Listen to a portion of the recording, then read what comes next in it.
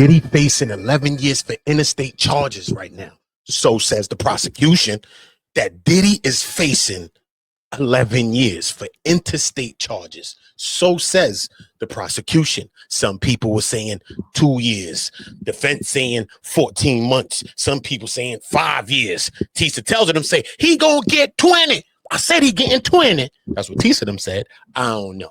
But what we do know is that we have the victim impact statements and we have the sentencing memorandum. So salute to everybody on the way in. I want everybody dropping a like on the way in. I will be doing a poll, so I want y'all slapping the poll on my great granny soul. Slap the poll, because the poll is saying, what do you think he's going to get? Is it time served? What do you think? If you missed the poll and you're not live when I'm live, all you got to do is get in my comments on this video after it's live and let us know what you think he's going to get. That don't mean we're the judge, the jury, or the executioner, man.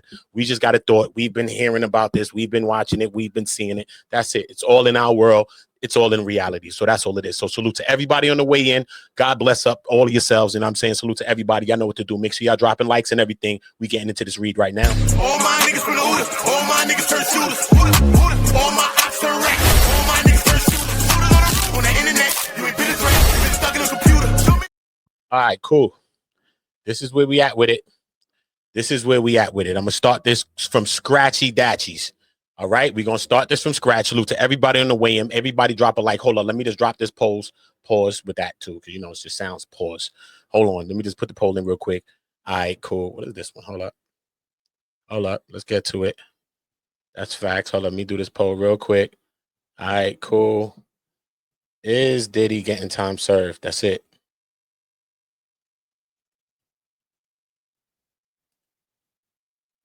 That's it. So that means whatever he's getting besides that. It could be more, it could be whatever. It could be 5, it could be 3, it could be whatever it is. But we know that he's been in there for like a year and change. So if he's going to get more than that, you just let us know what y'all thinking about the whole situation, all right? So let's get into this quick little breakdown. All right, where we at with it? All right, cool. You know, we here with it too. So salute to everybody.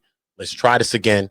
Everybody slapping the likes from the way in. Everybody hitting the poll on your way in. You already know the vibes. All right, cool.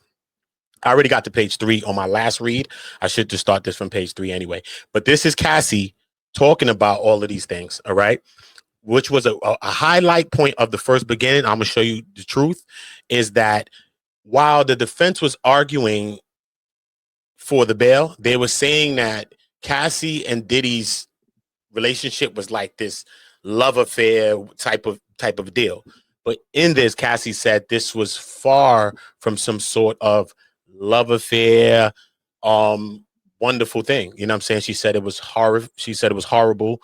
It was horrific. You know what I'm saying? Look, this physical violence causes bruises. Makeup artist paid for by Sean would cover it up. You know what I mean? As well as permanent scars all over her body.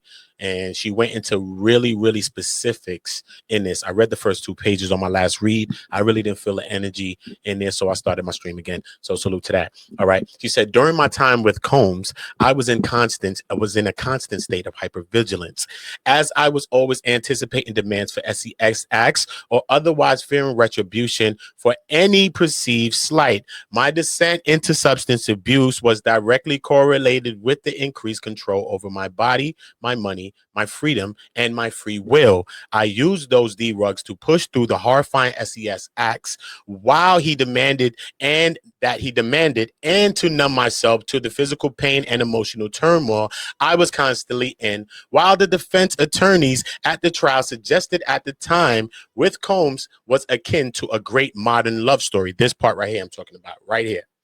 This part right here, okay? Okay, so I just want y'all to take a look over on that. Okay, and I think that this is going to come to hurt Diddy in some shape, form, or fashion. Okay, give me 1 second.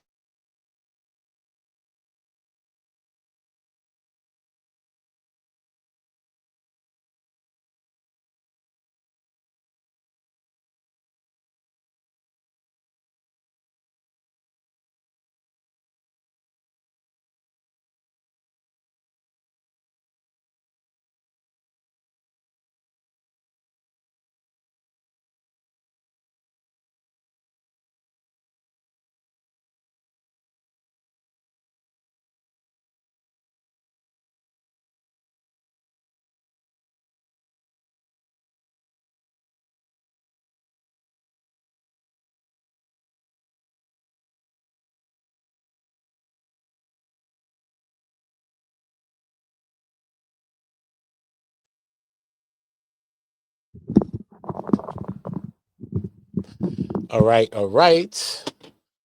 Where we at with it now? Okay. Damn dog over here bugging. Hold up. Boom. All right. So like I said though, I think that this part right here is kind of critical. You know what I mean? It's crucial to what the defense was trying to push. You know what I'm saying? He said nothing could be further from the truth. Nothing about this story is great, modern, or loving. This was a horrific decade of my life, stained by abuse, violence, forced sex, and degradation. Right? He says, I spent the last 7 years of my life slowly rebuilding myself, physically getting clean from the D-rug abuse that Sean Combs forced and encouraged, and mentally understanding how to live with a seemingly unsurmountable level of trauma. The horrors I endured drove me to have thoughts of unaliving herself. Ones I almost followed through on, if not for my family intervention and urging that I seek professional care. I have been to rehab and I have taken part in dozens of types of therapy modalities and to confront, compartmentalize, and cope with the horrific memories of sexual and emotional abuse I endured for nearly 10 years. Wow, what he did to me is always present. I'm slowly learning how to live my life free of fear and horrors I endured. And in doing so, am fully devoted to my husband and my children. I still have nightmares and flashbacks on the regular, everyday basis and continue to require psychological care to cope with my past. My worries that Sean Combs or his associates will come after me and my family is my reality. I have, in fact, moved my family out of New York, out of the New York area, and am keeping as private and quiet as possibly can because I am so scared that if he walks free, his first actions will be swift retribution towards me and others who spoke up about his abuse at trial. This is not nice. Yeah, bro. Yeah, bro. Might not be nice, man. You got the poll in there, bro. What y'all think he getting? Time served? If not me, he getting anything more than 2, 3, whatever the case may be. But right now is looking is but this is Cassie. This is the main victim, bro. It's the main person. This is who the whole case was all about. This is what everything was all about. And this is what Cassie's saying now. All right. Yes, this looks like them people, the prosecution themselves, has taken her statements or maybe said, you know what, we're gonna draw up something that we feel based on da da da da, and you look it over, you know what I'm saying, and tell me, you know what I mean? So maybe Cassie wrote this, who knows? Maybe her people wrote it, but she signed off on it regardless of the fact. So it basically speaks to how she feels. But how it's written is just so in a way that I think it may impact the sentencing, just the way this is written. So if you think that the way this is written alone will impact sentence, let me know in the comments. If you don't think it, then let me know in the comments. All right. She says,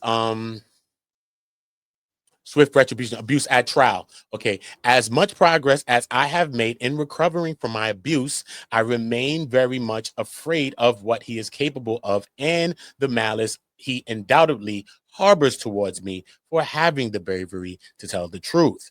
His defense attorneys claim that he's a changed man and he wants to mentor abusers. I know firsthand what real mentorship means, and this disgusts me. He is not being truthful. I know that who he was to me, the manipulator, the aggressor, the abuser, the trafficker. Wow. Cassie, did Cassie say? Cassie never said this in trial. The prosecution is foul. Y'all know y'all did this, bro. Stop, bro. Stop. Stop, bro. All right, this is Cassie's words, maybe it's how she feels, regardless of the fact she feels like this. So you can't say she doesn't, but she didn't speak like this at trial. She did not use certain words. She never called the male people toots and nothing like that, bro. You see what I'm saying? She even act like she had some love for Diddy. Maybe she got into some things with Alex after the thing to say, yo, you act like you still love him and all that. I don't know. Maybe this is her, but she never used this right here. The trafficker? That's crazy, bro. Yo, that's crazy, bro. I'm sorry, bro. The judge is reading this over like, yo, he gotta do something about this, bro. He gotta do something, bro. This is crazy. He says, is the trafficker is who he is as a human. Nasty work. He has no interest in changing or becoming better. He will always be the same cruel, power-hungry, manipulative man that he is. When I came out with my allegations in my civil case, he flatly denied them again and again. It was only after actual video footage corroborated the exact words in my civil complaint that he issued in insincere apology on the internet. Thanks to the footage and my testimony, this is also something that he will forever be associated with. For over a decade, Sean Combs made me feel powerless and unimportant, but my experience was real, horrific, and deserves to be considered. While the jury did not seem to understand or believe that I engaged in FOs because of force or coercion the defendant used against me, I know that is the truth, and his sentence should reflect the reality of the evidence of my lived experience as a victim, reliving in detail the events and truth described throughout the trial. And this letter causes me tremendous emotional pain. I am trying with all that I am to move on. I hope that your sentencing decision reflects the strength it took for victims of Sean to come forward. I hope that your decision considers the many lives that Sean Combs has upended with his abuse and control. I thank you for your time and attention. Cassie Ventura Fine. Wow. Wow. That alone was crazy. Diddy in his trial right now, like, yo. Oh, no, you can't be serious. That is some bullshit right there. Diddy is in his cell, like, that is some bull right there, bro. That's crazy. Because listen, she did not speak with that type of vitriol like that. And that's what I thought was missing from the trial. Some of that grit. You know what I'm saying? People was there talking about him, but they was talking in a way like they still loved him in some way. And they was talking like they didn't want him to get the 10 to 20 and the 30 years in the life. That's how they was kind of speaking. You know what I'm saying? But we see now with Cassie's on, Cassie has swung for the fence. She's singing a whole nother tune. Not to say a whole nother tune because she's the first one to come out against him, but I'm just saying the way she's speaking to this is saying, yo, man, put this man away. If she was speaking in that courtroom like this, or, you know what I mean? Bro, I'm telling you, Jane had more of that for him than Cassie did.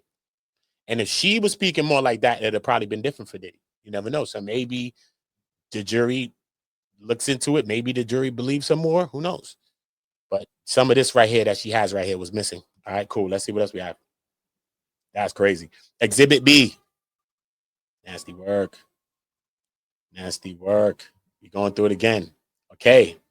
We are writing to you as extremely concerned parents regarding the upcoming sentencing of the defendants referenced above.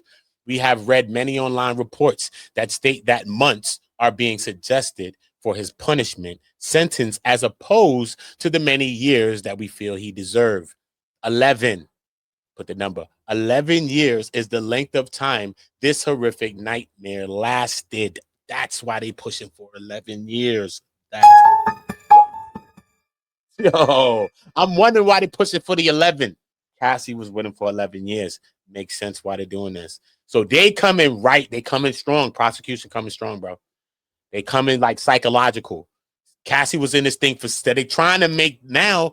What they're trying to do is make the judge look at it like 11 years, bro, is what Cassie been through this. Maybe the jury didn't see this. Nobody else seen this, but you got to see that Cassie's been through this for 11 years. But she wasn't really through this for 11 years. She was really through this for like 9 years because she was first introduced to FOs at 22, even though she was with him from 19. So if they really want to get crazy, they supposed to be pushing for 9. Actually, because that's when the FO started. I was there. I watched the whole case. So let's stop it. They was in some relationship, loving and whatever, right? She left her man at the time, cheated on her man actually, and went and freaked Diddy off on a boat. Yes, she did, Cassie. You did. Okay, cool. So now you was with him for a couple of years. And when you were 22 years old, he introduced voyeurism to you. So we'll start that from 22 years old. So boom, right? Not from 19. But the grooming or whatever she feels probably started from that age, which prepped her or prepared her for her to be in that position, maybe. So maybe she feels that way, but she didn't speak in that manner during the trial. All right, 11 years is the length of time this horrific nightmare lasted. During that time, our daughter was beaten repeatedly and exposed to harmful and copious amounts of drugs. She was held like a prisoner, kidnapping, by the defendant. When her face told the story of a beating, she was coerced to perform sexual acts with strangers, toots, to be exact, for the defendant's own sexual gratification. None of the sexual acts were consensual, as there is no consent in a domestic violence relationship. I don't know if I go that deep, but this is the parents. Her mom's probably speaking. Some of that was consented to. Maybe some of it wasn't, because at times it was up. You know what I'm saying? She couldn't stop it. She had to do it during STD. She had sex on her menstruation period. While she was abused, she was putting makeup over abuses, going out, still doing FO, still performing. Yeah, so it was a lot. It was a lot. But at times she probably wanted to do it. But this is her mother. So parents are always going to speak the way parents are going to speak. So we're not going to take it away from her parent. You know what I'm saying? She said there's no consent in a domestic violence relationship. There was always a threat of violence. Everything she did with, for, and because of this defendant was self-preservation. She was, in actual fact, brutalized by the defendant's power and depravity. Our daughter is dealing with the psychological, emotional, as well as the trucks is going by. Hold up, bro. I don't feel like closing this. That truck go by. Cool. She says look, she says, our daughter is dealing with the psychological, emotional, and physical aftermath of the abuse that she endured at the hands of the defendant. She will be left to deal with the trauma of his abuse far beyond a 27-month sentence with time served, as suggested by the defense attorneys. We believe the charges that the defendant was convicted of are not only federal crimes, but they are also severe violation of human trafficking, of human self-worth and freedom. Severe violations of human self-worth and freedom. Clearly a vile abuse of power coupled with an immense disregard for human life. To sentence lightly in this case that involves such vicious abuses of our daughter's body, safety, and dignity is to dismiss her very existence. To sentence lightly would also send a dangerous message. That's what I'm saying is scary. Because this judge, this is what I've been telling you from this whole time, ever since this happened, that this judge has on his hands, that this case is unlike a lot of other cases. So how he rules on this case will basically set the precedence of how people in the future may get tried and charged with this case. So he also has that. So it's not just how he feels. It's not just that if he feels Diddy's did enough time, he also has to think about other people that might be charged with this crime in the future, because this charge hasn't been charged in this way and in any way like that in a while. That's why they're citing these old cases. You see what I'm saying? So this is just like it's like an extraordinary case. But she said it sends a dangerous message. A sentence that is handed down in months instead of years sends a message that such repulsive behavior can happen without meaningful consequence. In closing, we are her parents. Urge you to deliver a sentence that appropriately reflects the severity and depravity of the abuse, the breach of trust, and the suffering that our daughter experienced. The justice system must be a place where the voices of those who have endured actual and physical abuse are heard, believed, and honored with appropriate accountability. Thank you for your time and your consideration, Regina and Roderick Ventura. That's Cassie's mom and her pop. So that's nasty work. They penned that up. They penned that up already, right? Let me say. It's nasty work, man. And who's this one now? Let me see who it's gonna be. Damn, they said a lot. Damn, who's the Capricorn Clock? Oh, this Mia. Oh boy. It's Mia, y'all. Nasty. Hold up. This is Mia right here, bro. Lord. Let me just check on my stream, see what's going on. Salute to everybody in the building. You already know. It's crazy, bro. What y'all think? Is Diddy getting time served? What we thinking? Y'all make sure I hit that poll. This is Mia, man. They got Mia statements, and Mia wrote a lot. Cassie's mom kept it short and sweet. He lucky. She'd even mention the things that she went through I mean, like the supposed extortion when he asked for the money. She didn't even mention that. Diddy's lucky for that, bro. Look, he need to clap your hands, bro. You need to clap his hands that she didn't mention that. He says, I am writing to you on behalf of my younger self. Wow, that's how she started it. It's crazy. The little girl who once dreamed without fear, who believed the world was full of possibilities, who had faith in goodness of people, and who trusted that her hard work, big heart, and integrity could carry her toward a bright and meaningful future. That little girl is gone. She was buried alive by an abuser, trapped in a world of terror, abuse, humiliation, and coercive control. This letter has been excruciating to write. These people wrote their own letters. It's crazy. They wrote their own letters, bro. Cassie wrote that letter, bro. It's crazy for him, son. Other than during my testimony, I've had to encourage. He said, I've had the courage to discuss my abuse publicly. It feels impossible to describe as I'm slowly just beginning to unravel the tangled web of trauma of myself. But I decided that it is better to try to describe the permanent damage that Sean Combs, my abuser, has caused me rather than to remain silent any longer. I began working for my abuser in my early 20s after I moved to NYC with only a mattress on my car and a dream in my heart. I was made to believe that it was the opportunity of a lifetime to work with him, work for him. I was young and naive. I wanted to make a name for myself. I wanted to change the world for the better through my creativity. My dream was to one day become a writer, producer, and performer. In these early years, I was hopeful and I was innocent. From the start, however, my abuser preyed on that innocence, and what I thought was a once in a lifetime opportunity gradually became a never ending nightmare. I experienced manipulation, humiliation, coercion, and violence. I was groomed, exploited, and broken down. He stripped me of my freedom, my safety, my identity, my instincts, and my autonomy. He alternated rewards and punishments to break down my self worth and instincts, creating dependency and confusion. He dangled my dreams before me like a carrot, promising opportunity, mentorship, and advancement. He controlled every part of my life. I needed his permission for everything: when I could sleep, when I could eat, when I could use the bathroom, when I could go to my room, and even whether I could buy tampons. Oh no, you can't be serious. That is some bullshit right there. He created a life where nothing was mine, and I lived in a constant fear because his moods would determine my right to exist. Asking for compensation for my labor, including overtime requests or reimbursement requests for work related expenses, would lead to him throwing a tantrum, yelling, and sometimes throwing objects in my directions in an effort to humiliate me. He framed my request as stealing and made me ashamed to accept any income at all.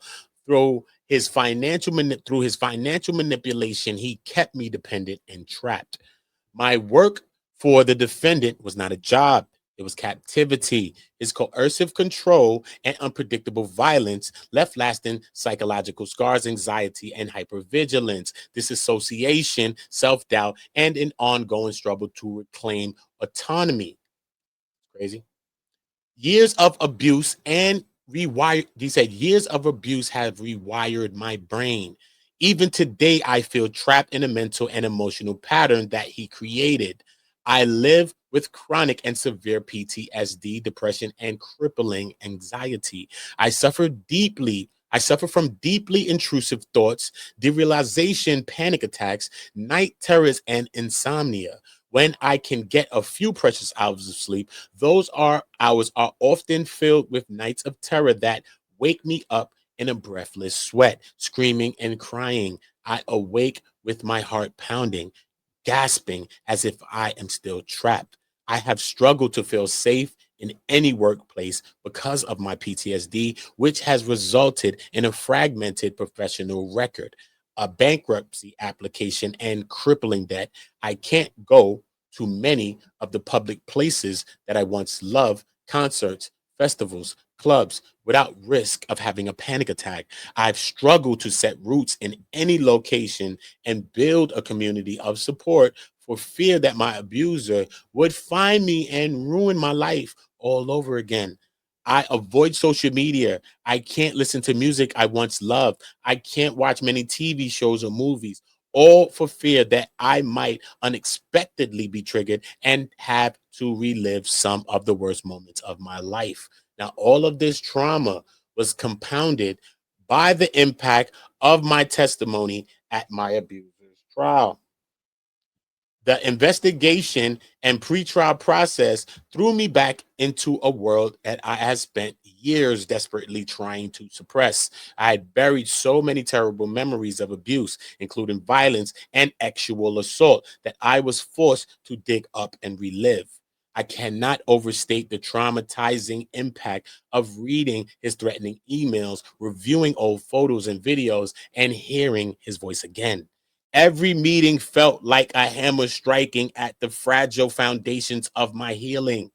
The anticipation of testifying was also horrendous. My therapy sessions were spent bracing for the unfathomable moment that I would face him in a courtroom, in your courtroom, better yet.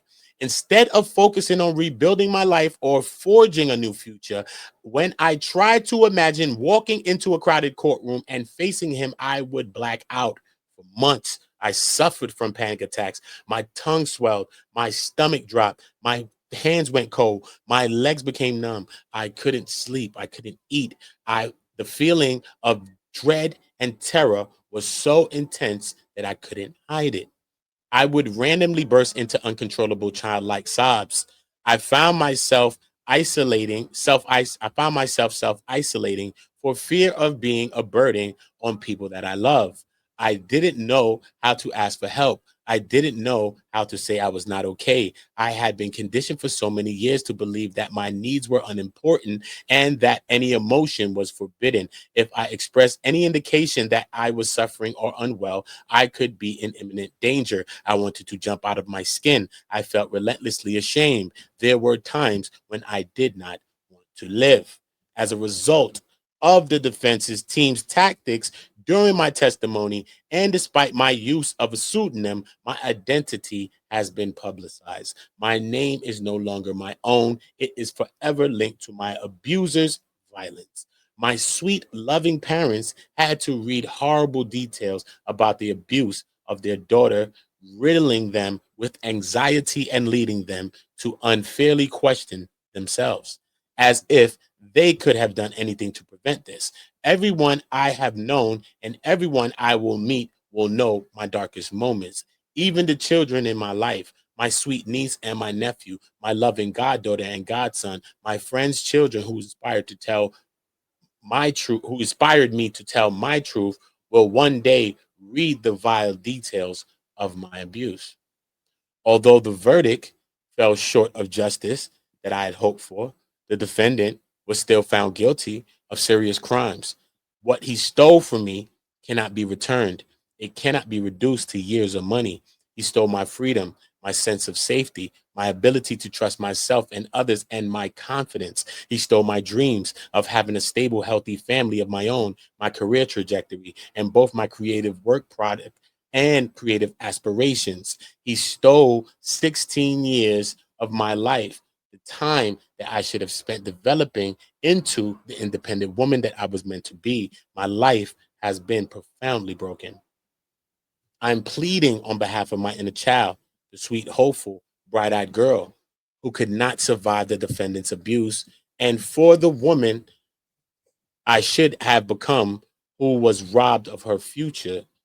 I am pleading for the brave victims that came forward and the countless other victims who continue to suffer, who have been scared into silence. The defendants has shattered many lives, and they too deserve justice. They too deserve to live without the shame or fear the victims of actual, psychological, and violent crimes, especially against women, are often forced to prove themselves while reliving the trauma that destroyed them. We are questioned, doubted, humiliated, re-victimized, as if surviving and coming forward to tell the story of our survival makes us suspect. We are forced to serve a life sentence of living with the consequences of the defendant's abuse every day. Finally, I am pleading on behalf of a future generations who deserve a world where predators cannot escape accountability. This is crazy, bro. This is gonna clip Diddy. This is gonna, yo, son, Diddy might get the 11, bro. Nasty work. Diddy.